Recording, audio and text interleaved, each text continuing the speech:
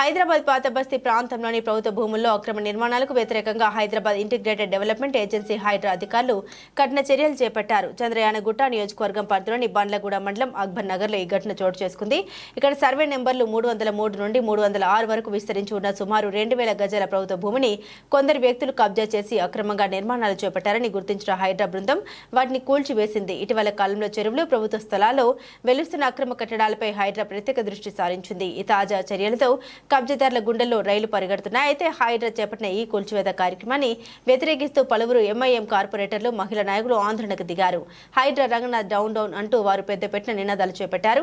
ఈ నిరసనల నేపథ్యంలో పరిస్థితి ఉద్రిక్తంగా మారడంతో పోలీసులు రంగ ప్రవేశం చేసి ఆందోళన చేస్తున్న పలువురు ఎంఐఎం నాయకులు మరియు మహిళా నాయకులను అదుపులోకి తీసుకున్నారు. హైడ్రా దాడుల సమయంలో ఎలాంటి అవాంఛనీయ సంఘటన జరగకుండా ముందు జాగ్రత్త చర్యగా ఆ ప్రాంతంలో భారీగా పోలీసు బలగాలను మోహరించారు.